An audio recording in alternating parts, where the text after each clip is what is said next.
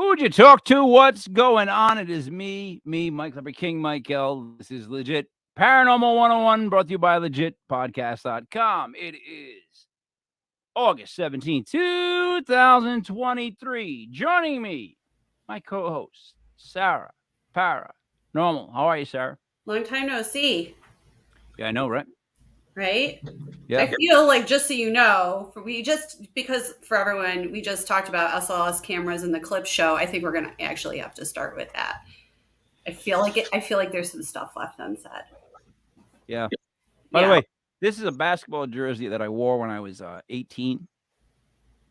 Are you showing off that it still fits you? Is that what's going on? No, because it doesn't really fit me. It's just what this is a symbol of it's a championship. It's yet another championship, Sarah. It's another guys, we value championships, all right? Just so you know this. I don't have any championships. Well, if you want to talk about champions, you talk about Buddy. What? I'm sorry. Did I say that? What are you doing here? What's up, buddy? Mike asked me to come on, and I'm just going and keep drinking beers.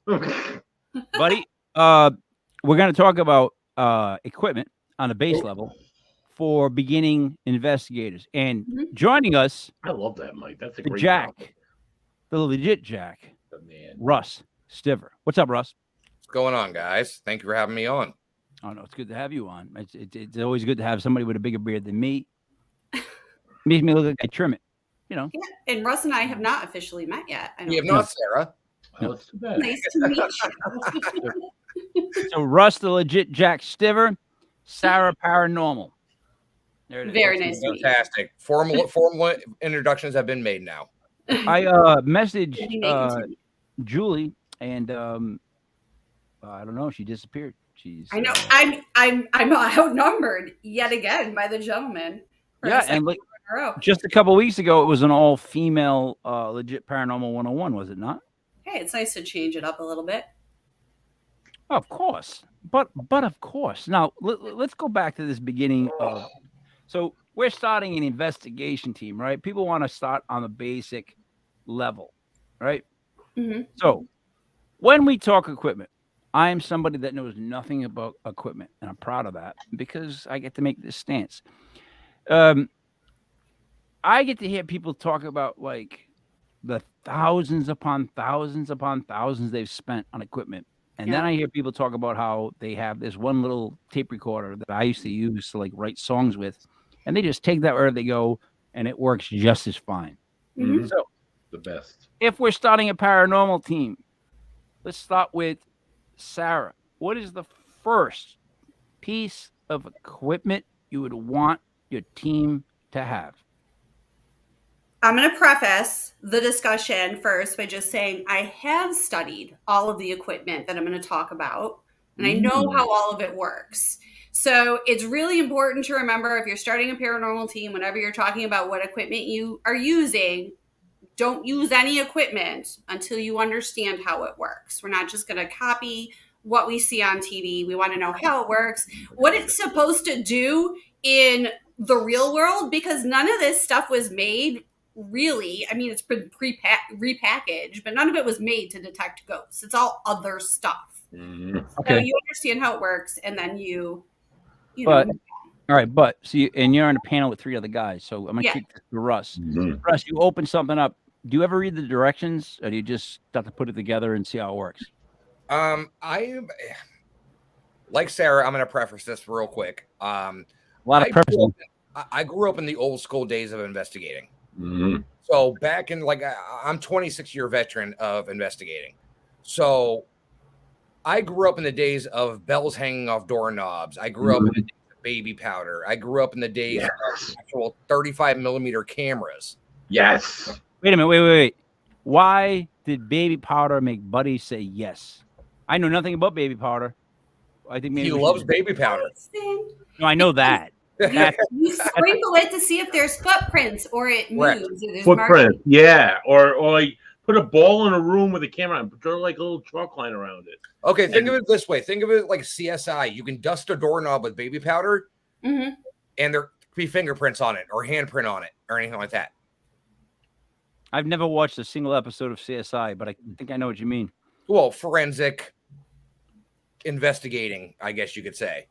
Every time I think of forensic, I think of never mind. You know what I think of. They always find it on the sheets. Anyways, you're saying the baby powder will leave footprints. That's that. So in other words, on a base level, one of the first things people can buy is baby powder. Sarah? They could. I mean, now I use motion detectors, which I just get off of Amazon. So if I'm going to set a camera up in a room or investigating a large place, I can't be everywhere at once. I might leave motion detectors in empty rooms. So if they go off, I know I might want to move to that location. Awesome. Okay. See, to interject here a little bit, like I always tell, because I've started and led 2 teams in my lifetime. And a lot of the people that joined the teams were new beginners into the paranormal. And I've always told them, don't worry about the flashing lights and, the newest piece of equipment coming out and this, that, everything else. Because the more time you spend setting up equipment, more time you're missing out on things happening around you. I had a guy, for instance, that I knew had 4 totes. He actually bought a minivan just for his equipment to take. I know exactly who you're talking about. I know you do, buddy. He's been a guest on this show, not this show, other shows. He spent so much time setting up equipment because the thing about it is as investigators, buddy, Sarah, you miss half of the things that are happening around you when you're trying to set up the equipment. More than that. This guy would bring, Sarah, literally 50 recorders to an investigation, set them up everywhere, and no matter how big or small, he'd find a spot for every one of them. He's listening to all those? It's crazy. Trying to do evidence review with this guy. Can I make a guess? For a while, it was impossible. Can I make a guess on who this is? Please, Mike. No, don't say it. Don't say a word. Don't say his name. Absolutely, Mike. Go ahead. The only person that I know that has equipment up the yin yang is Joe Raynone. No. Absolutely, Mike. Absolutely. Think about that. Absolutely, Mike. But he shares the name with a famous. Kevin Hart. Come on, Kevin Hart. Oh, Kevin. Come on, Mike. Kevin Ironheart. Yes. Jesus Christmas, kid. Yes, we the white Kevin Hart. Yeah. But Kevin Hart. Rick, I mean, Russ is correct because the things with the lights were literally made for television because it's more interesting to watch, to have things flashing. It's the visual reaction. Yes. So ask one of these paranormal investigators if they even know what REM pod means. What does REM mean? Anybody know? I have no idea. That's sleep. Isn't that? It means radiating electromagneticity. Oh, I thought it was when you fall into that electromagnetic sleep. Yeah, right. No, I have no idea. I thought it was REM, the band, and I was thinking Aaron. No, they're not shiny happy people. No, that's a bad song. Do not bring that song up when you bring up REM. They're much better than that. All right, Sarah, we'll ask you this: ITC. ITC means you just made me blank. International. No, it's transcommunication. International T Committee, and I'm not going to say what T stands for. But I know that people use it wrong. So ITC is when you're using any form of technology to communicate with a spirit. So it's not just. I know people are like trying to brand it as one form of communication now. That's a white noise. It's kind of like white noise is involved. Right. However, I will say, if we're going to go back to the question, what's the first thing I would want people to consider? Well, please. The first thing I want people to consider when they go in anywhere is environmental factors that might be mimicking paranormal activity. So the battery died, which has always had batteries. That's rule number 1. But I have a tri-field meter, mainly because we do residences a lot. And high electromagnetic fields can cause effects in people that will make them see apparitions. It can make them nauseous, can make them have headaches. It can even make you feel like someone's watching you. So they're like $30 on Amazon. So you can just go get any tri-field meter. If there's high EMFs, read the instruction manual. It has to be kept still and flat. If there's high EMFs when you do a base reading. Sorry. So, Sarah, I'm assuming with your residential investigations, you run into cases of fear cages. Fear cages? Yes. What is Like that? the basement, like the basement's a fear cage. No, I live in Florida. We don't have any of those. Okay. So, no. So fear cages are pretty much a location with a high EMF reading. Yes. That can cause delusions and things like that's what they call a fear cage, because you have such a high amount, because it could be that you have a cell phone tower right outside your house, you have a transformer right outside your house, your electrical in your building is terrible, right? The wires aren't coded correctly, so that's what we call like a fear cage, because it's stuck in your home, especially as it's running through your wires in your home. So it's causing hallucinations. It's causing that sense of like something's watching me. Right.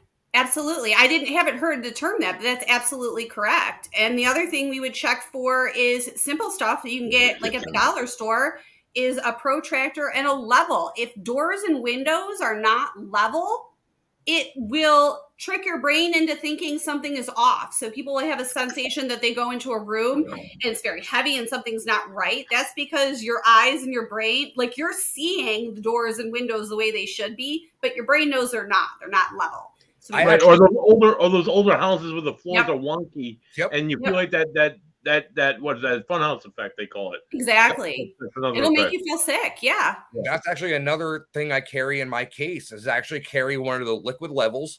Yes. And I actually carry a ball, because the people are like, oh, the floor, like I've seen things move across the floor. I'll take a ball and like a cat ball, a regular ball. Like a keep up.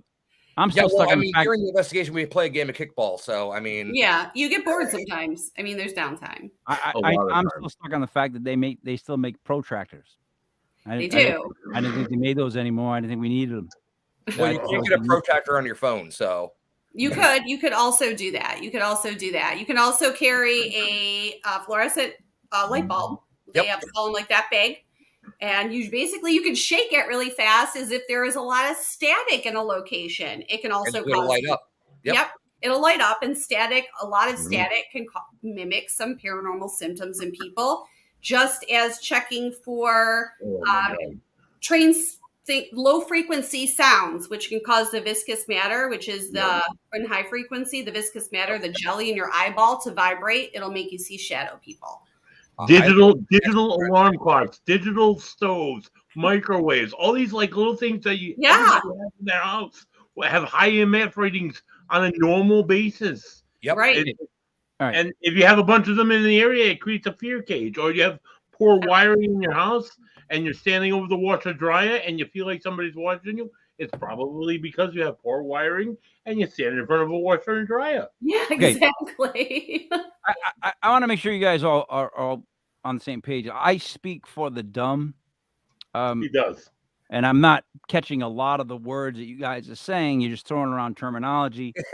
For a 101, if this is a 101 class, I would be like, when's the last day I can check out of this class? How do I get out? Electromagnetic frequency. I asked, what equipment would you bring? One piece would you bring? And we went on a tangent of terminology that if I got to get a dictionary, let me know. But if I don't, what? So EMF. So the electromagnetic frequency. Just one, Sarah. Just one. What would you bring? I bring my tri-field meter then, Mike. Thank you, buddy. One thing. You getting up? You leaving? You're gonna tell me what you? Just grabbing a beer, Mike. Don't answer my question. By all means, don't answer my question. Yeah, don't answer my question in the podcast. We get a beer. Russ. No, not at all. Not at all. What would you drink? Honestly, I would. I'm gonna go on the side with Sarah here, and I would bring a notebook and a pen. I know that's two items, but people don't think about regularly documenting what's going on in the building, weather conditions, things like that. How a building's laid out, how old the building is. Hey, this floor, there's a loose board here. And you document everything. I still bring it along on investigations that I have today, because I'll sit there and just, what are you doing, Mike? It's called a loaded land shark type beer. What you do is you fill the neck of the beer with tequila, and then you fill up the empty space with tequila, and then when you drink it, the tequila goes straight down, followed by the beer. So I just, So you're doing a tequila shot with a chaser. for Yes. the kids in 101, it's a good rule of thumb not to drink while you're investigating. Or doing any illicit drugs. I thought it was already stated that I am not an investigator. That's true. Thank you. It's true. Buddy. Now The that you only get thing your I'm beer, investigating is how quick my beer goes away. buddy, what would you bring? Oh my God! All day. I'm so glad you guys didn't say this because this is always my go-to. The my old-fashioned my Sony recorder.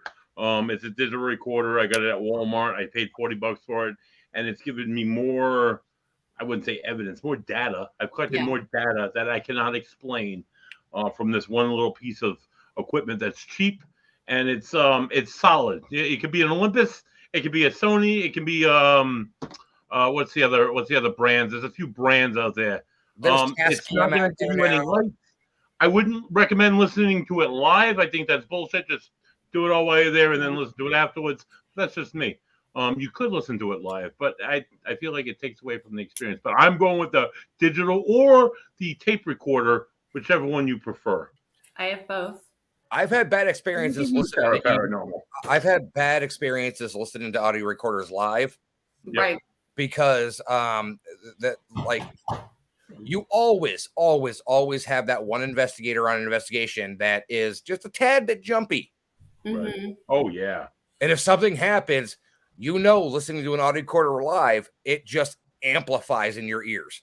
Yeah. So you have somebody go, "Oh my God," and you're like, "Okay, now I'm deaf." Yeah. Yeah. And since this is 101, so for Mike, so when we use tag, tag, everything. Tag if you fart, tag if you cough, tag if your belly hurts, your stomach. Yeah. When the car go by, tag it. Tag everything. Tag a whisper. Don't whisper ever. No, it pisses me off so bad when I watch these shows, and I don't watch many shows, but it pisses me off so bad. I'm like hearing them, like, "Did you hear that?" And I'm like, "Don't whisper. Like, don't do it." So you're running an audio session. Don't whisper. They mean by tag is literally say like, Stomach, "I farted," car, or buddy. I know what tag means. Yeah. I don't know the level of dumbing down that I'm supposed to do here. I don't know either. Well, so all right. I'm just gonna Sarah, cover all the bases. Sarah, Yes. because you just used the term, you don't know the level of dumbing down. I would say not very much. Okay. Just dumb it down a little bit. Just A little bit. Okay. In other words, when you hit a vocabulary word where you think that this might be a word that someone doesn't know, explain that word. That's the issue that I'm having. So for Paranormal 101, all this like these terminologies, for someone that's starting out, look, they want to go investigate, give them the equipment. What we've learned so far in the show is that you have to pay attention to the location. You have to analyze what's in the location, what's going on in the location, the history location, the energy location, the electricity, when it was built, where it is, where apparently Buddy says where the washer dryer is. Why don't people develop a program that can isolate the frequencies of EVP so people don't have to listen to hours of files on end? They're selling that on Ghost Stop, Sarah. They're actually selling one. But I don't think, I don't haven't researched it. And here's my problem, sidebar, with ghost hunting stores. They don't give you a manual. They don't explain to you how anything works. So we need to go and... It's all trial and error. It's trial and error. You're supposed to watch TV shows, and that's where you find out how to use them. Right. This is a voice-activated digital recorder. I don't like it because it tends to cut stuff off sometimes. I like my analog recorder the best, but you have to make sure you're using an external mic that's far away from the machine. Otherwise, you're gonna catch it. Yeah. Yes. I hate that. So yeah, Ghost Stop is selling that, but I mean, hey, someone wants to buy it. I don't know how much you're selling for. Probably $1 million. Don't do it. Test it out and let me know how it works. Like the vortex. It checks for EVP spikes, which, again, so I said this in the clip show, and you guys can tell me what you think. We don't know what ghosts are made of, how EVPs even really work. So how are we making things that detect them? Science. Pseudoscience. Ingenuity. No, I'm giving you reasons for how we're making it. But Science. how can you Ingenuity. detect something that you don't know what it is? Right. We can't.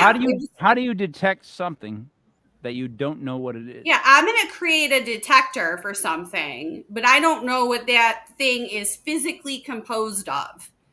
So I don't know. The whole electromagnetic field thing. So I use the electromagnetic field detector, the EMF detector, to look for environmental factors.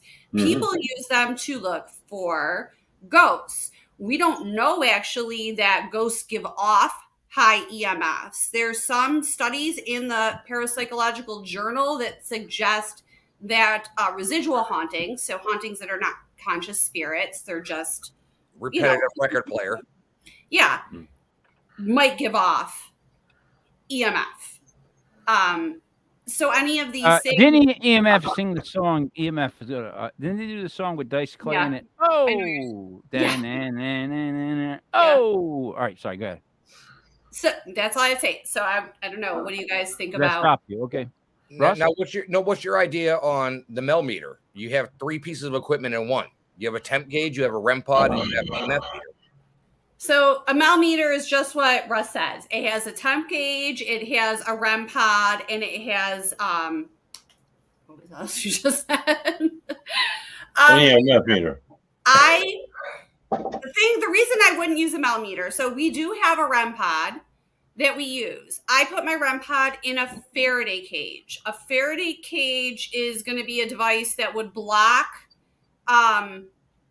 it would block the EMF signals from coming from other things like our cameras. You would have to be right on top of it for my Faraday cage is an aluminum can, coffee can. Nice. That I put my REM pod in.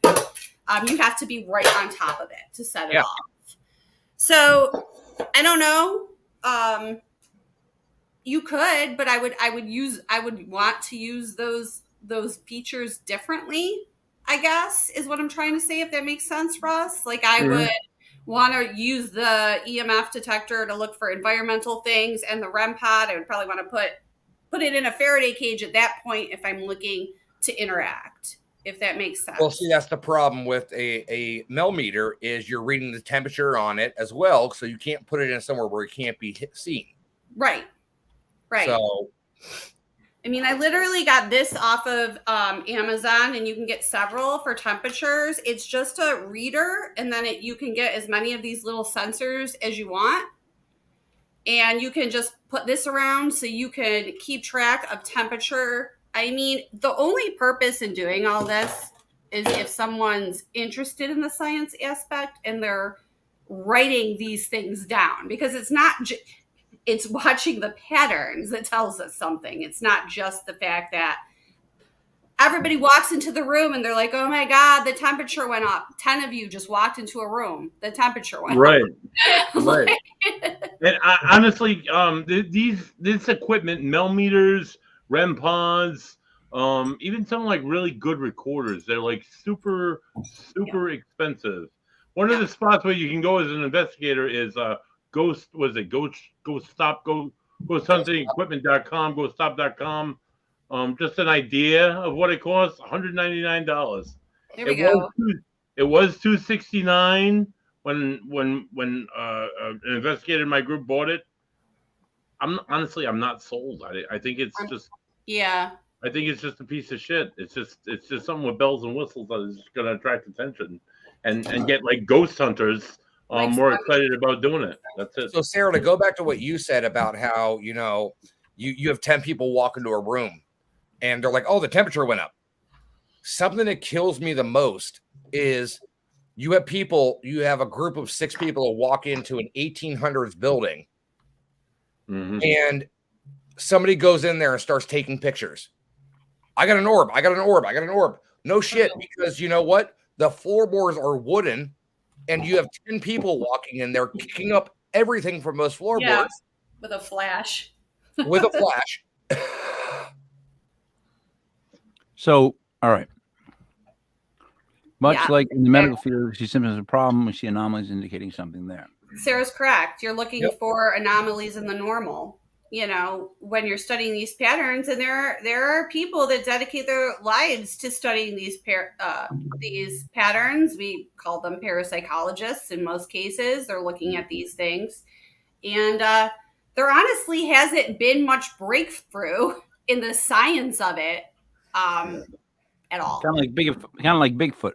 Yeah, basically. I think it's a little bit more advanced than Bigfoot, but No, I mean no advances. There's been no advances. There's not been any new developments, really. no, there's been TV. That's about it. 1940s.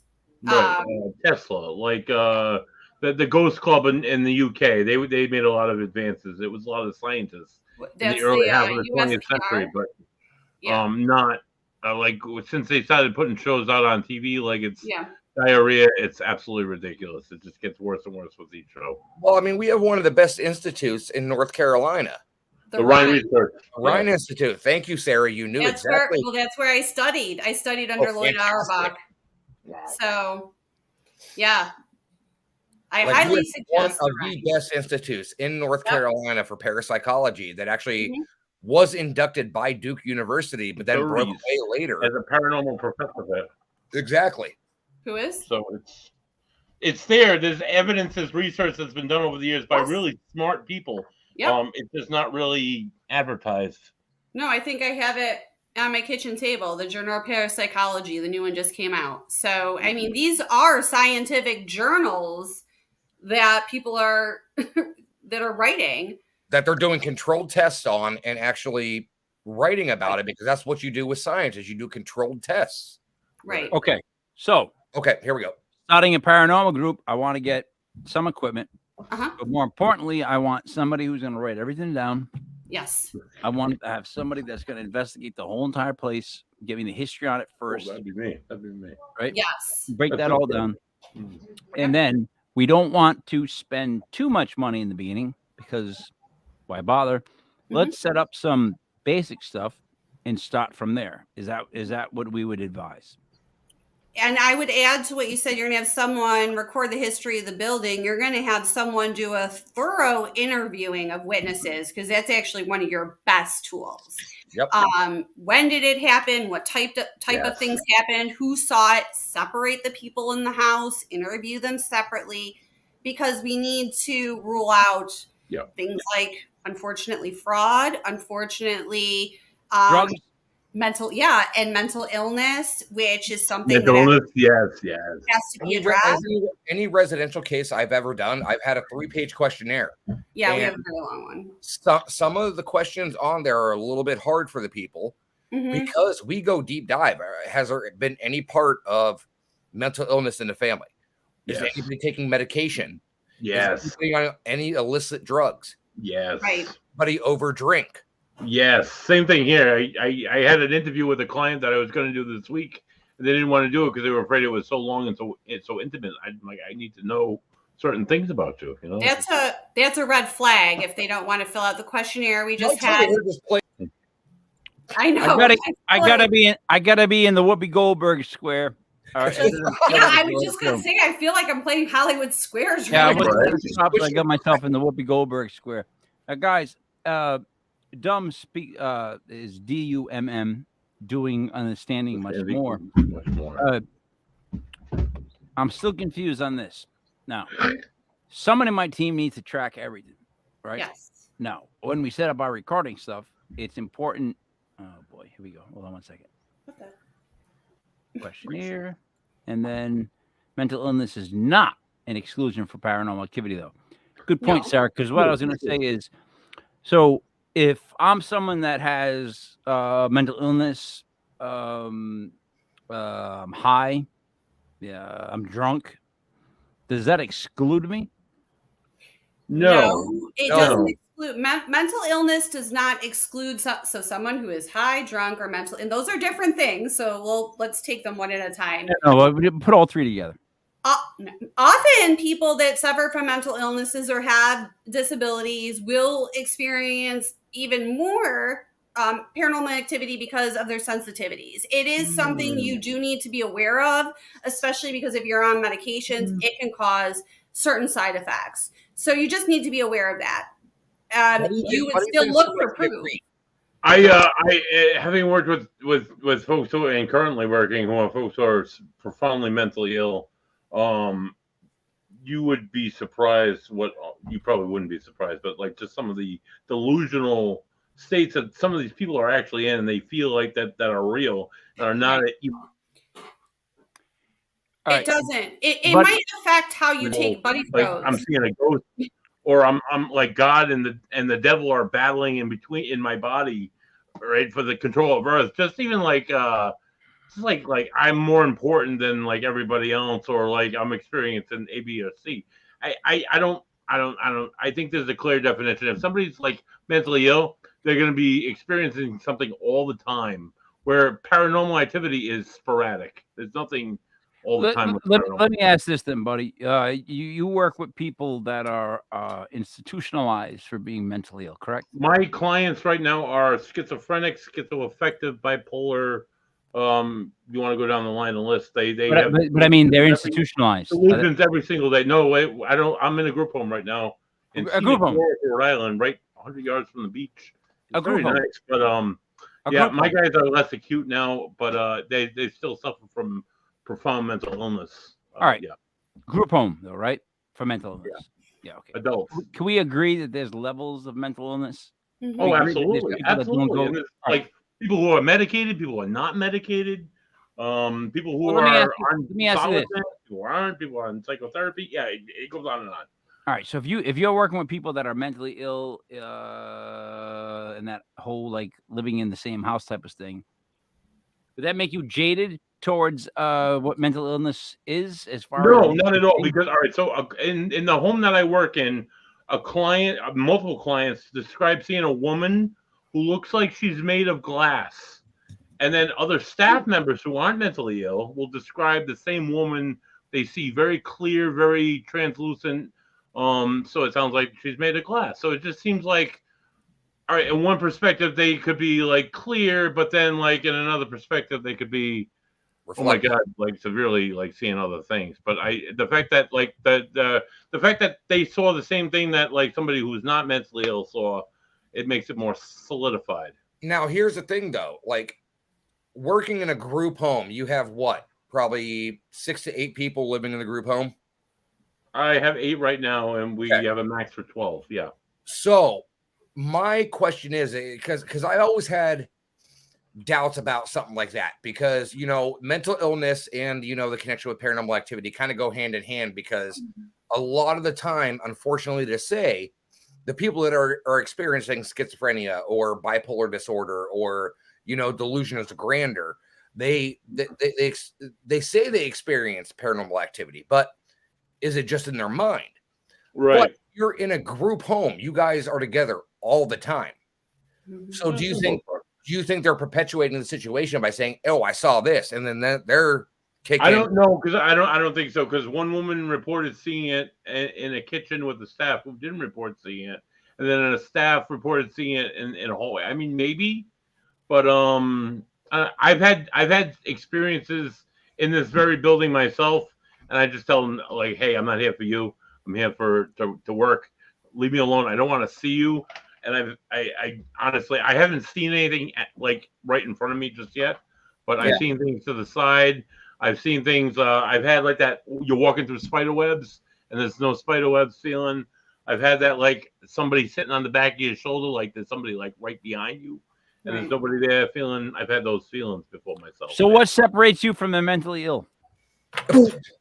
I don't know. No, I'm being serious. You're saying mentally ill people have these certain things they are. I work with people who have delusions. 90% of the day is delusions. It's complete delusions. In a group, I don't experience delusions, and we have the same experiences, so to say. So I don't think that. I think that their experiences, like my own, are real. What Mike said before, though, there's different levels. So if somebody is experiencing, I myself have had depression and anxiety my entire life. So many people would consider me mentally ill. I take medication for it. I'm not ashamed about it. Right. I don't think I have delusions, but I know if I did. I don't know. You know what I mean? Like, you might, but so I haven't been told by a doctor that I'm someone who has delusions. right. If somebody was mentally ill and they are seeing delusion and they are diagnosed as having a disorder in which they have delusions, would you still investigate there? Is that the more appropriate Yeah, I question? think I would. I think I would, just to be sure. I've gone to a place not knowing, and the woman turned out to be really ill and almost attacked a demonologist that I was with and Joey Paranormal. And we got out of there quick, but James Anito. But it was in Cranston, Rhode Island. I was like, yeah, I'm going there, and we went, and she was really, really ill. She had just gotten out of Butler Hospital, come to find out, and I think that was more mental illness and her wanting to have attention more than anything. Well, let's just James, but state something here though, because we're 101. There's a lot of people. I know I have young girls watching. I want to make sure we're clear about safety again. If we're going into people's homes to investigate, we personally at FBI, we background check our clients. We tell them we're going to. It might not be safe to investigate every home where there might be severe use of. So a lot of times when there's mental illness, there can also be severe use of substances. Those might not be safe places for you to go into. Please make sure that you're considering your own personal safety above all else, that yours and that of your teams. I always make sure when I was running a team back in Ohio and we were doing residential cases, I had quite a few women on my team, and one of the women on my team was the one who was our researcher. And she was the one that booked the investigation. She's the one that did all the research on the property, research on the client, everything like that. And if there was ever a time that they were going to investigate this location, and I already had read through the case file that they had put up, that I felt uncomfortable at all. Back in Ohio, I had my conceal and carry. Yeah. So I would always go with them. I would never let a female team go into a location that was a male location or something that was a male dominated location where something could happen. I would never put my team in that situation. So it's one of those things. Even these days, like, kind of going off on a tangent here real quick, Mike, but even these days of these people going out and urbexing and everything like that. God. Oh God. Oh God. What is that? You have to. Can you explain what it is, Russ? Urban exploring. You go into abandoned buildings, fenced up areas. You're pretty much trespassing. That's pretty much what you're doing. I've done that. But go on. And I've been to several abandoned locations, but they're open. There's no fence. I don't have to climb over a fence. I have to break into a window. I don't have to climb through a door, anything like that. But one of my fears always is I'm going to come around a corner. I'm going to see somebody that's homeless. I'm going to see a drug user sitting there. Like, yes, you never know what's going to happen. I mean, buddy, up here in this area. Yes, there's a lot of spots like that. There's a lot of drug users in this area. Have I guys told you guys the story about the body? Oh God. Ooh. Sarah, no, it is not sexist. I'm sorry. She commented in the chat. I just saw it. Sarah, it is not sexist because I am responsible for the team. And I was just looking out for my team, and I wanted to make sure that they were going to be safe. Male or female, you should never investigate. Oh, wait. Stop. Is what sexist? Okay, let's talk about this. Stop. Is it sexist that the guy is protecting the females? That's sexist? That I'm not sending an all-female team into a location alone. Or is that just being safe? That's being safe. That, in my eyes, that's being safe. Because let's be honest. Let's cut the sexist part out of it. Sarah, me and you go into a haunted area. Right. Am I looking for you to protect me? or for me to protect you? From the ghosts, yes, you should be looking for me to protect you. But when it comes to actual danger, like a drug addict, I mean, I think it anybody should. else. Because they would eat you up and spit you out in about 3 seconds. It is a double-edged sword. So there are groups of all-female investigators, and these are very capable women, and I think that they can go into locations that may be considered dangerous by themselves as long as they are taking the I know I live in Florida. I know a lot of women who carry a lot. Oh yeah, I bet. So as long as the proper Texas. precautions are taken, yes. If you're saying, oh man, I'm gonna catch slack for this. If you're saying I'm with a team of guys and I feel unsafe in a location and I have a big guy on my team, like Bill on my team, he's a super big tall guy. I feel unsafe. I might be like, Bill, can you come with me? Like, I mean, that might come across to some people as sexist, but yeah, I'd be like, Mike, can you come with me down this, place where I don't know what's down there because it's night and we haven't been through there and I don't know if the area is. By the way, yeah, that's what I asked you before you insulted me. That's what I asked before you made the comment about the I didn't investigating. insult you. No, I'm hold just on. saying. And now to Buddy, hypocrisy when it comes to mental illness, because you're giving free passes for some, and then you're looking at the ones that are living in group homes. And No. All right. So no, I think it's based. All right. So let me take that out. I think it's based on personal assessment. I think it's based on how I perceive whether they're mentally ill or they're actually experiencing something paranormal. I think it's all right. based on my own experiences with the mentally ill, that I can say maybe I can I don't know, maybe I can assess whether they're ill or. So that's your assessment, right? And you're talking about you kept using the word delusions, right? Yeah. A delusion to Russ is something real to you. Now, what makes it not real for you? All right. So one of the people that I work with, he believes that he was in the Vietnam War in 1983. He was born 3 months before I was in 1979. He would have been 4 years old at the time. The Vietnam War ended in 1975. He thinks he was in boot camp in 1991 when he was 12 years old. It's not real. That's batshit crazy, buddy. That's delusional thinking, Mike. That's what that is. That's not even possible. What I'm talking about is delusions. What are we considering delusions? All right, delusion. All right. Hallucination is something you would see. It's something you would hear that's not real. Where delusions is something that's in your brain that's an intrusive thought. So for this guy to think that he's a veteran of the Vietnam War when he was not even born when it happened, that's a delusional thought. Hallucination would be him seeing himself murdering or being a soldier in the Vietnam War, seeing it happen. Those are both crazy. There's a boat out of time. There's a boat out of his era that's decades earlier. What I'm saying is, again, because what I've learned is that mental illness does cross paths with paranormal big time.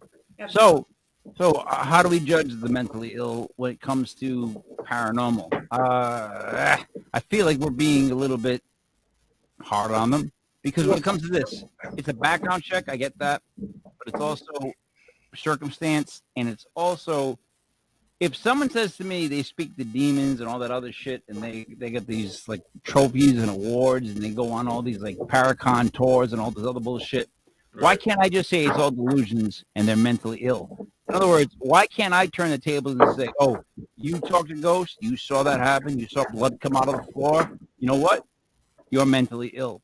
In other words, the people that saw UFOs, you didn't see a UFO, you're mentally ill. That's a delusion. It's a delusion. When you use the term delusion, you're diluting what people are seeing. Like, I get the fact that you have to like pre-record, like pre-screen these people. Mm-hmm. But when you take somebody for their word, Russ, when you take somebody for their word, like in other words, this whole the whole see, the mental illness part gets so confused with. So there's mentally ill, and then there's like, I don't use this term, but I keep using it, batshit crazy. I think clown that I was born in the 40s, and my name is Skippy. Batshit crazy. Okay. Then there's people that are depressed, or they have anxiety, or they have other issues, and maybe they go through something. And buddy, you're saying that someone that says they battle with good and bad all the time, that's impossible, right? Not good, not necessarily good and bad. I'm saying that the devil and the Lord are fighting the battle of apocalypse in their body. That's some of the things that I've heard. Yeah, that's where what I don't think because you heard it from me. You heard it from me. I say that. I believe in the fact that, like, people always say, "Oh, he's a good guy. He's a bad guy. He's a good guy. He's a bad guy." He's like, no, bullshit. He's nuanced. Everyone is a percentage of good and bad, whether you want to admit that or not. Some people don't want to admit that. Some people want to go do things and hit on girls, hit on guys, and do all this bullshit, and they claim they're clean as whatever. And then some people are true in the fact that I'm a little bit bad, I'm a little bit good, right? I'm nuanced. That's just how that goes. Ooh, that's a good one. Hold on. Pop this question up there. I'm going to interject for 1 second, buddy, and you can answer this question. But we have all seen and read about multiple cases of exorcisms that have gone wrong. Yep. Because parents or friends or whatever it may be think they are possessed by a demon and have starved, killed, anything, these young men and women. Yes. And it's turned out to be a mental illness. Yes. All right. But can we agree that, like, 8 out of 10 of those are mental illness, and then there's 2 that might be a demon? There is a very fine line. There is a very I think there's a very fine line as well. Because even the Catholic Church in the past 3 years has kicked up in their exorcism cases. And that's a report right out of the Vatican. So can I address something Sarah just asked? She actually asked it to Buddy, but I'm going to address it because she said, is there a link between trauma, which is a post-traumatic stress disorder, is a diagnosed mental illness, and the paranormal? And that there is, and I know personally because, like, I've experienced, I have complex post-traumatic stress disorder. I was in a coma. I almost died. And it definitely can open things and make you more sensitive. Now, do you think that opens your third eye more to make you more point to the other side, I guess you would say? But linking that in with what Mike said and with 101, when I'm saying whether we make the decision to believe someone or not, I always want to take someone's word for it first until proven otherwise. However, when I'm talking about how severe a mental illness should be in order to investigate, I'm thinking more of, is there possible criminal behavior and the safety of the team? Like, it's not a judgment against the person. A person should always, especially as a trauma survivor, I want to believe a person until proven otherwise. But are you going to be sitting in the house, with a team of 3 people, and all of a sudden the homeowner comes up behind you and... Right. So if there's a possibility of a mental illness which doesn't show up on a background track. So they might disclose that, but it might look they disclose that they have a mental illness and they're on medication. Fine. In the line. Background check shows they have a really long criminal rap sheet. Then I'm probably going to say, well, maybe this disorder leads them to be violent. It's not a safe place for me to go. That's where I would make the distinction. Is that helpful? Man. Buddy's down there talking like an Italian, using his hands. All right. So there's 2 questions that Sarah addressed. One is, do you think there's a link between mental illness and paranormal and trauma? I do. I come from. I have trauma in my history. Family of mine have trauma in the history. We both experienced the paranormal. I think that's more genetical. However, people that like Peter and we had him as a guest on the Legit Paranormal show. He experienced death. He died on the side of a mountain, and then he came back, and he had experiences after that. So I think absolutely trauma is an absolute trigger for anything in the brain to open up windows. Okay, buddy, I'll stop you in a second because Mike's face just almost made me piss my pants. Like, Mike's over here trying to formulate what just happened. No, he stopped listening to us altogether a long time ago. Well, genetical. You want to use the word genetical? Genetical. Like, you know. All right. Listen. Let me take a shot. Am I the only one hearing like the static on Mike's mic? Mike does that. He had it on the last show. It's okay. It's time to wrap up anyway soon. So I don't. Can you hear me now? Oh, there it is. yeah, it's Is that better? I'll talk like Mhm. this. I'll talk. Yeah, soft put like it this. more in your mouth, Mike. I can talk like Barry White. Listen. Here's my thing. Here's my issue. To say somebody had a vision. Someone comes to you and they say they had a vision. That's a delusion as far as Buddy's concerned. Maybe not. No. Not be. Perception of that person. Your perception of that person? My perception, your own assessment of that person. Like, are they saying they're seeing Jesus Christ walking in their front door, or are they saying they're seeing like a guy in their house? It's just That makes no sense. And I'll tell you why on 3 levels. 1, you're being the judge and jury. 2, if there's this alien paranormal stuff going on, right? Mhm. It makes no difference if I see a shadow figure or a fucking clown come through my kitchen and throw a pie in my face. All right. That's True. 2. 3, you are biased by the people that you work with.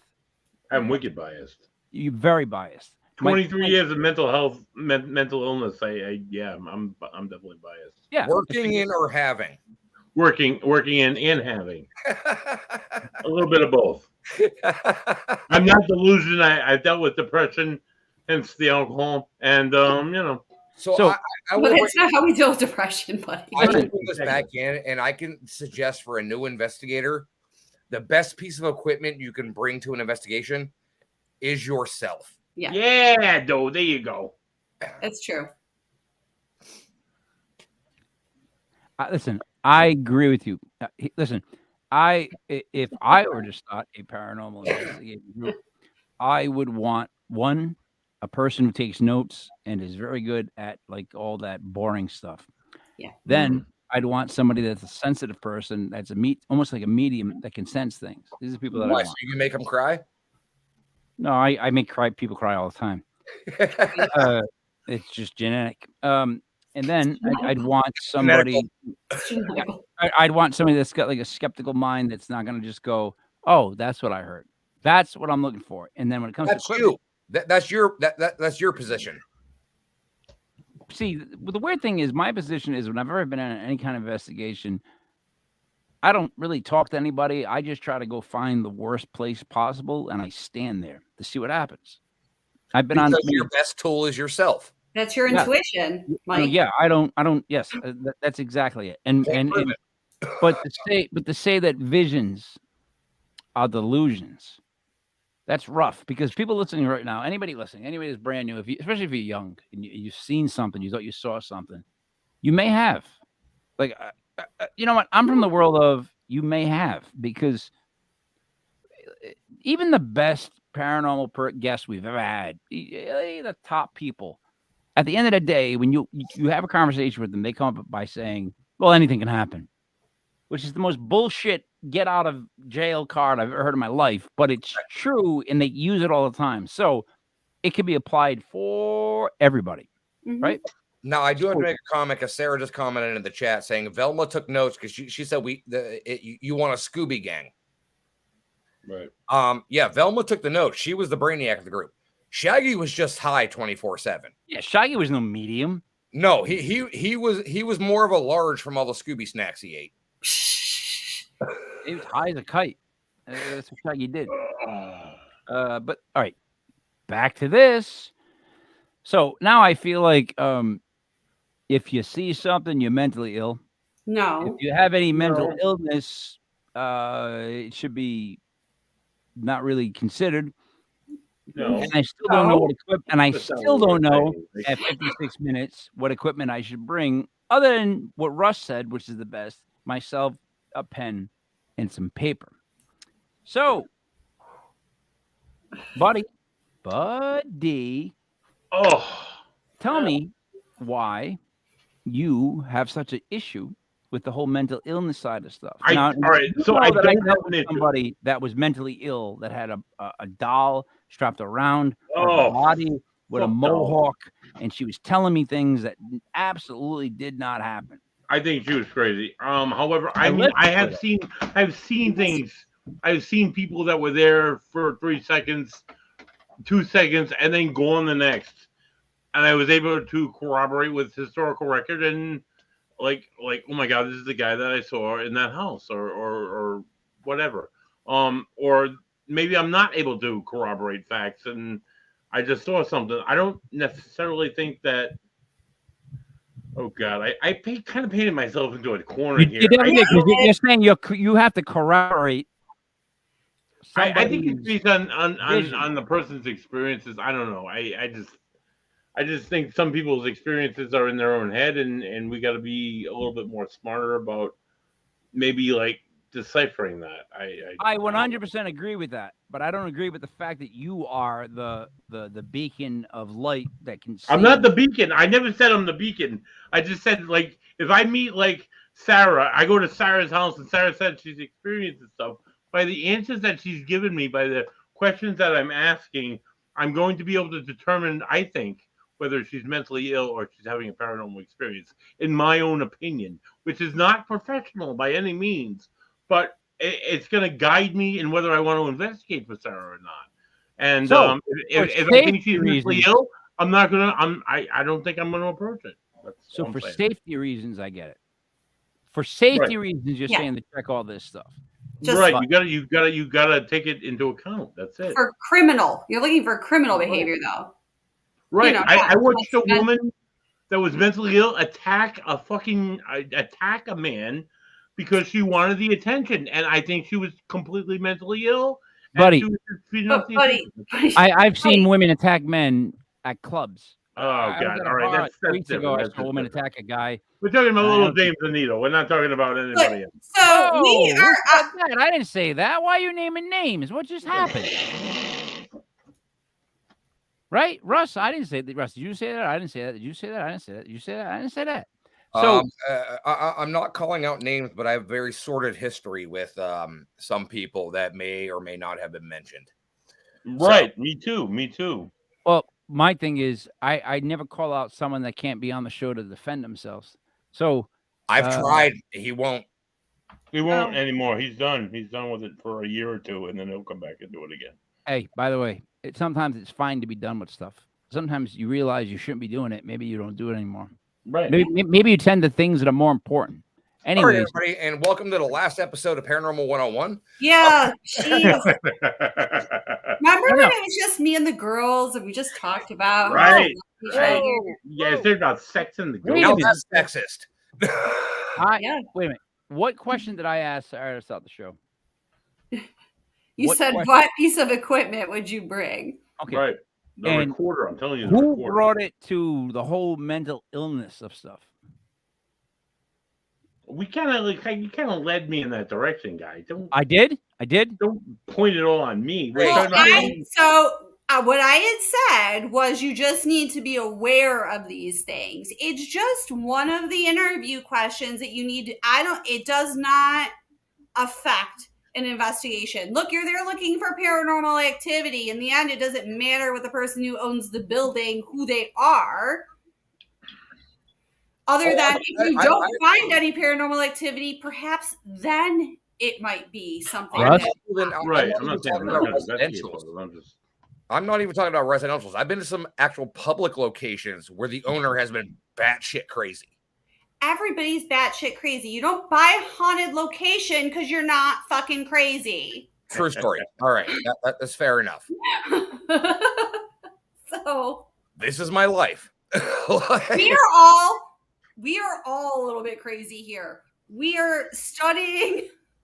Whenever I tell my friends that I'm a paranormal investigator, they're like, so when you hear something, do you run away from it?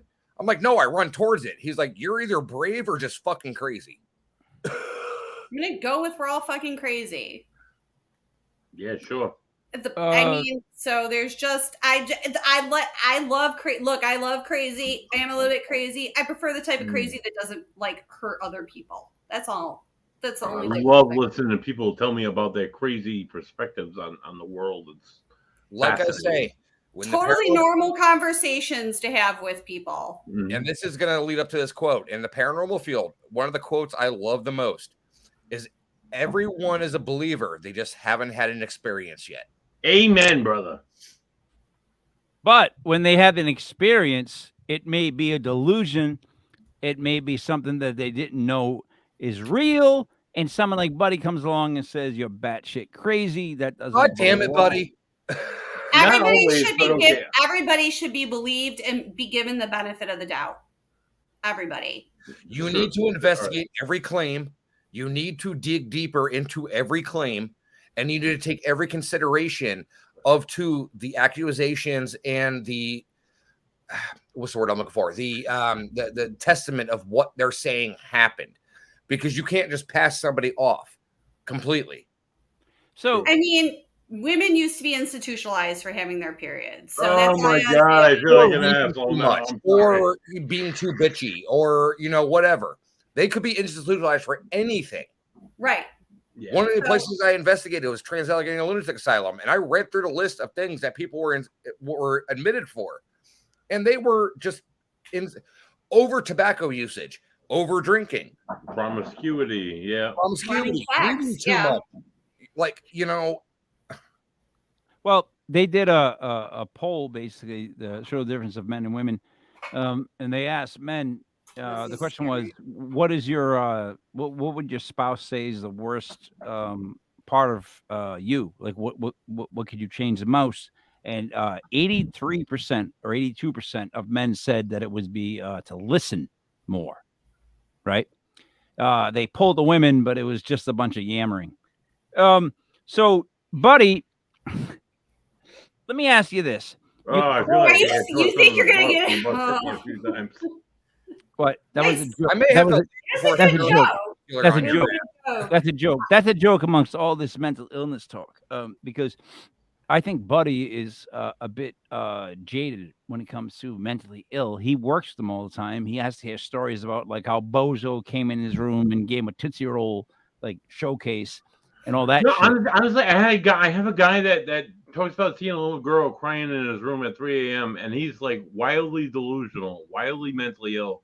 But I wonder if he's actually seeing a little girl in his room crying, or if he's having delusions. That comes to me every time he tells me the story. And there's certain parts of the house where I'll close my eyes as I walk by because I don't know what I'm going to see. So, Russ, what's the difference Between seeing a 4-year-old girl crying or being delusional about seeing a 4-year-old girl crying? What's the difference on a plane and different planes of reality?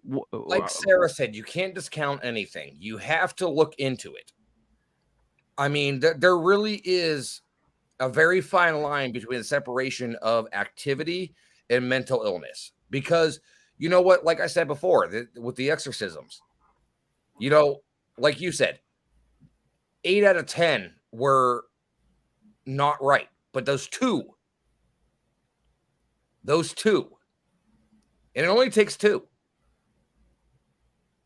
So it's one of those things that you, as an investigator, you have to look into every possible aspect of what's going on. And I know with Buddy, with it being a work atmosphere, he really can't look into it. I mean, he could just drop an audio recorder in the room. I do to a point, but I mean, but it's one of those things where even if this person does have mental issues, whether it be schizophrenia, whether it be depression, anxiety, whatever, bipolar disorder, you can't discount them, because us as investigators, we are set out to do a job. And you know what? It could be somebody that is diagnosed with depression and anxiety and borderline personality disorder. But you know what? Maybe their grandmother really is standing in the corner talking to them. Right. Okay. So Probably. just two things I just gotta throw about that really quick. There have been countless mediums I have worked with over the years, countless people I've worked with over the years. I'm playing Hollywood Squares again. Who have had experiences of seeing things, and they get diagnosed with anxiety disorders when they were younger. And then as they grew up, it became more of like they were mediums. There was a paranormal connection. So I do see the connection between like anxiety, depression, and mental illness. Where I don't see the connection is somebody completely delusional all the time, and here we go, flip flop, and I don't know. I just like how I match up with Buddy Cianci, and I look like I'm in a suit and tie, and I don't know, whatever. So, all right, let me wrap this up like this. The topic of mental illness is as wide as the term paranormal. Absolutely. Paranormal is a ghost. It's a cryptid. It's whatever you want to call it. Orbs. It goes everywhere, dude. Mental illness is OCD. It's depression. It's anxiety. It's bipolar. It's Substance schizophrenia. abuse. It's all across the board. Name me one paranormal investigator that does not have one of those characteristics. Give me one paranormal investigator you know that doesn't have some sort of mental illness, and I'll wait. You motherfucker! You just got me. Give me one. Give me one. Name one of us that doesn't have one of those issues. Go ahead. I'll wait. John Zaffis. You sure? Fuck John Zaffis. You sure? Are you sure? You know him well. Fuck John Zaffis. Fuck John Zaffis. I'm sorry. I don't even know who he is. I'm just asking you. Do you know? I like John Zaffis, but I've asked him countless times to be on our show, and he ghosts me. I've known that guy for years. So fuck John Zaffis. But anyway, like, what is happening? What I'm saying is, everyone. We're name calling now.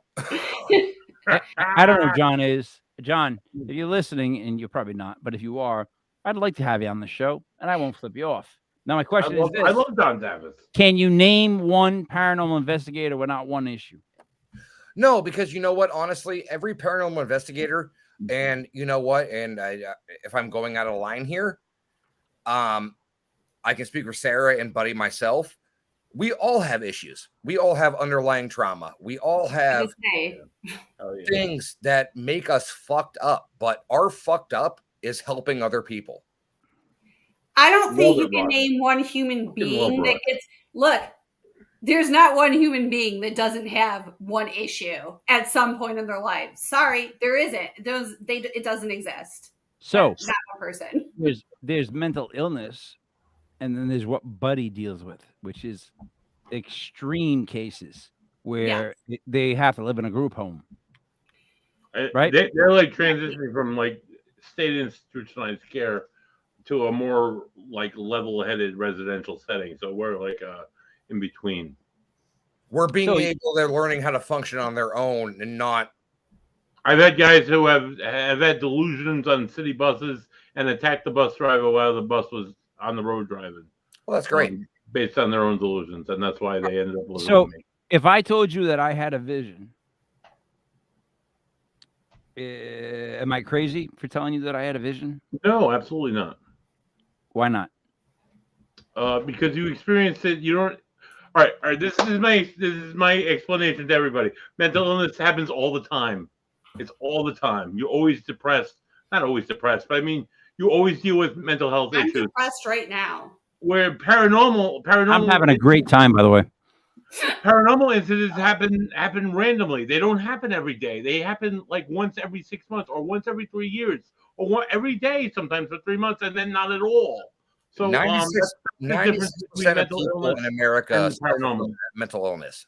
Right. Yeah. So we should have been more clear when we said mental illness, which is what I'm getting from this. So we should have clarified more and said severe mental illness that affects the ability to function in your daily life. Right. I don't know how this went from a paranormal 101 of what to start with a group to a mental illness counseling session. I don't know. It was a good discussion. It's going to be the basis of my master's degree.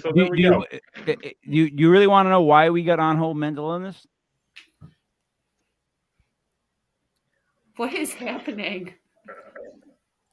That guy right there that has a fake Sears picture of a forest behind him and claims there's loons. Do they still have Sears? Nope. Yeah, you know what? You know how I know they have Sears? Want to know something messed up? The only two people that text message me are Savers and Sears. Sears. And Sears has to be still open because they're text messaging me. And they want me Sears to buy. Is an offshoot of Kmart. Is it? Right. Yes. Sears and Roebuck. It was an old. Roebuck, Sears and he owns Roebuck Kmart. owns Kmart. They shut down all the Kmarts. And from Yeah. what I realized, like the Sears were actually all shutting down as well. They are. They're backing on it. It's a website thing now. It's just I think it's strictly mostly website because I'm always getting like fridges at like 3 a.m. Hey, fridge sale, 3 a.m. Yep. They're like, what does the guy who's up at 3 a.m. need? A fridge.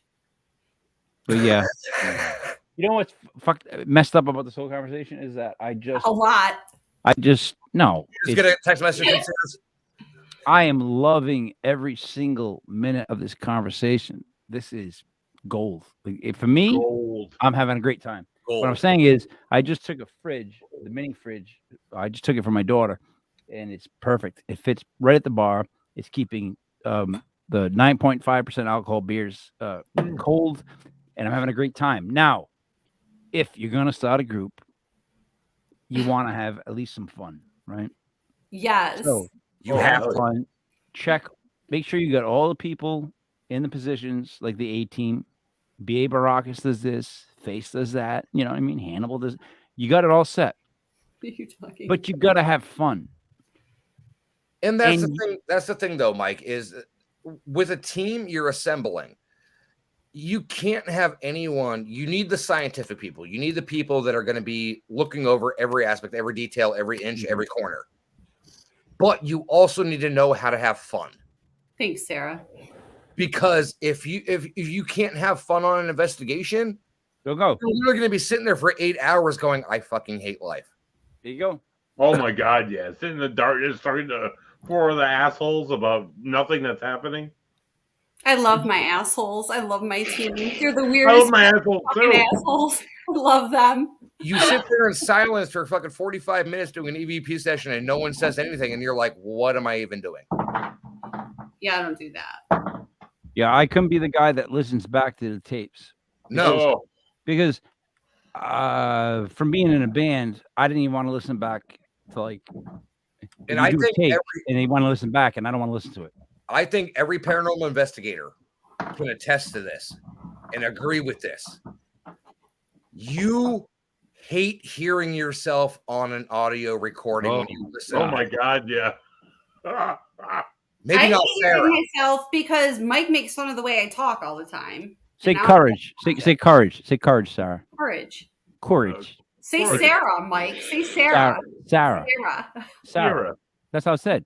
It's courage, not courage. Courage is like say power. Courage. See, I'm from Ohio and I live in Massachusetts, so trust me, I'm way out of my realm here. Courage. Courage. Courage. You sing it. You do it like a Broadway musical. It's courage. That's how I do everything. That's how I live my life. You're mixing courage with porridge. Yes, exactly what I'm saying. That's what she's doing. She's mixing up. Yeah. Right now, I am just having a good time, and I'm really just messing with everybody to the best of my abilities. So let me wrap it up like this, buddy. You believe that mental illness is something that is a horrible thing, and you believe that people with mental illness should be put away in group homes. No. Oh my God. No. Don't fucking say that, Mike. I believe that. Oh my fuck! What an asshole. That's what you said. That's what you've said so far. I'm just asking. I don't. I've never said that shit. I think that everybody has an experience, but if you have that experience every single day, I don't know if it's real. I don't know. All right. And Russ, what you're saying is basically that you should check people out because if they are mentally ill, you should stay away from them because they're horrible people, right? Negative. Negative. You do your background checks, you do your investigative skills before going into the house. Right. All right? You do it mostly because, as Sarah said, you don't know if there's a criminal background. You don't know if this is a violent individual. You don't know what could go on. It's true. But the thing about it is, you can't count out paranormal activity from mental illness. Like Buddy said multiple times. Right. You know, you really can't count it out because our job as investigators is going in and finding out what is actually happening and taking everything into account and not being, divided on, okay, well, they said this. No, that's just a mental illness talking. It could be something more. Like we brought up the exorcisms earlier. 8 out of 10, those 2%. It could be that too. Agreed. You know, so I mean, just because you have a mental illness, I have mental illness. I have anxiety and depression. I have anxiety, or I have activity at my place all the time. Right. It doesn't stop me from going and investigating, but being through it and, you know, going through the steps of it, I don't discount anybody. I'm not partial to, you know, hearing something and going, oh, this person's just crazy. Like, no, I'm not. no, I'm going to do my due diligence and actually go into it and actually look at this as an abstained individual and follow through with my work. So you're saying that, unlike Buddy, you would actually listen to the person and take it case by case and not. Why are you throwing Buddy under the bus? Why are you changing Buddy's perspective on things too? Is that what I'm doing? My bad. You're villainizing Buddy. I didn't know I was doing that. So Sarah, when I asked, Watch it. What did you say? So watch it. Be careful. You said watch it. Yes, She I would watch become it. feisty. Oh, so now I'm going hard. I was just gonna go easy on you, but now you said watch it. So I said watch it. let's see how we go. Okay. What I was gonna ask you was, I asked the question of what instrument you would bring to your very first investigation for Paranormal 101, and then Buddy took it on this mental illness tangent where I said recorder first. Buddy wants them all apparently institutionalized and kept in group homes. Do you believe they should be kept in group homes, Sarah? No. No. Now, see, like you're just using me to get to Buddy now, and I'm hurt. I'm hurt. I'm deeply hurt. By the way, Russ, when you asked, do I make people cry? All the time. Apparently. I don't know why. I'm crying because I'm laughing so hard You because made me cry at least. Mike is an asshole. There's got to be one in the group. If Buddy keeps talking about mental illness, he believes there's loons that fly behind him. There are, Mike. Who are we listening to? This is the mountains of Smithfield behind me, Mike. Come on, dude. I think that's a picture. Can you get it from Sears? Yeah. No. So Yeah, to wrap up paranormal mental illness, Sarah, what would you like to say? What would you like to promote? October 14th, if you're in Florida, the Herd Opera House in Arcadia, Florida paranormal investigators will be there talking about our use of the Gansfeld method in the field. We've also opened up our nonprofit, Ghost Advocates, that's benefiting local autism charities. We have a wonderful group of people, Atkins Tumblers, that's making custom FPI tumblers that will be raffled at the event. So visit FloridaParanormalInvestigators.org and follow us on Facebook and Instagram for more information. Perfect. Buddy, what would you like to say that's not cruel? Oh my God! I wish I had something phenomenal to say about what Ocean State Paranormal, my paranormal group, is doing for autism or for mental illness, but I don't. You can follow us on Facebook. The things that I post day to day, we have investigations coming up. I'm gonna put that up there. We'll see what we got. Tune in live Sunday at 7:05 as we welcome Ron, the Yak Yakovetti. He's from New Jersey, like Mike's last name? What's his last name? Giants, and not New York. He's from New Jersey, and he'll be talking about ITC and paranormal investigating and the use of the white noise with investigation. So tune in live at 7:05 at legitpodcast.com. Buddy, I'm a little offended that you have to make the noise a racial thing, but that's okay by me. Who's saying racial? Who's saying anything about racial? You said white noise. Russ, let me ask you this to wrap it up. Are you offended by what Buddy has said so far, or are you fine with how his stance on institutionalizing people? This is your own fault, Buddy. What a dick. You know, honestly, I think everyone needs to experience an institutionalization once in their life to realize what it exactly is like. Mm-hmm. Yes. Because in all transparency, I have been institutionalized before. Mm-hmm. You know, there was sucks, a point in time in my life where it was needed and it helped. And, you know, I think that shines a little bit more light on the subject of mental health, because, you know, you can realize everything that's going on, but unless you experience it, you're never going to know the tremendous aspect that it touches on a life. That's the best thing said so far. You keep. By the way, you wrote Mike is an asshole because it came up on all 3 of our accounts, and I can see That you wasn't type. me. That was No, Russ. I know who it was. The guy who thinks there's wrong loons. way. This dude over here. So, all right. Here's what I would say to wrap it up to make more sense.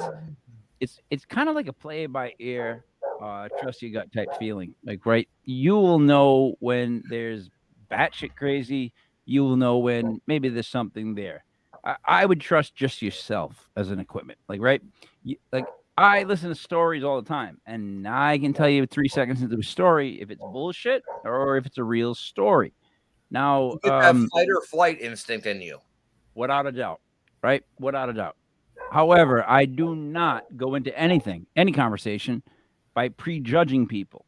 Like, I know people that I think are assholes, but I'm friendly with them. I know people that are jerks, but I'm friendly with them. Yeah. Takes I one know to know people, one. I know people that are lazy with loons, but I like them. Oh! What? You appointed me. He said takes one to know one. I'm dropping bombs, kid. I'm on the microphone. This is like a weapon. Is Let me Buddy explain to trying you. to spark up a bowl? What? Yeah, buddy, sparking up more than a bowl. That's crack. That's like meth. So what I'm trying to say is, it's a case by case basis, play it by ear. Deal with who you're dealing with. When it comes to equipment, bring a tape recorder. Bring yourself. Bring some cat balls. And oh, that's a good one. Have fun. Hey, buddy, you're a loon, a tick. That's a good one, dude. I like that one. So Good job, Sarah. all right, listen. Mental illness is obviously serious. We've been joking about it because, you know, it's fun to joke about stuff that you shouldn't joke about, because that's what makes it fun. But in seriousness, play it by ear. Trust your gut. Like Sarah said, don't go into some place where you could be hurt or you're worried about stuff. Just always be safe first. Second of all, it doesn't matter how much you spend on equipment, right? It's just have equipment, pay attention, like Russ said, more so than set shit up. Just be in that actual moment, and document every noise that's made. So there's never anybody disputing what was heard. Am I correct in what I just said just right there, Sarah? I like it. All right. Coming from the Can I go to bed? amateur investigator. So, buddy, is it okay? Do you have anything? Do you want to? Buddy just farted. That's all I just gotta say. Hey, buddy, how do you make a dead baby? How do you make a dead baby float? I don't know, Mike. You had root beer and ice cream. So for Russ, the legit Jack Stiver, for Buddy Money there, for Sarah Paranormal, it is me, Mike W. King, Mike Elders was legit. Mental Health 101, brought to you by legitpodcast.com. We will see you again on Monday. Enjoy the weekend. I know Buddy will.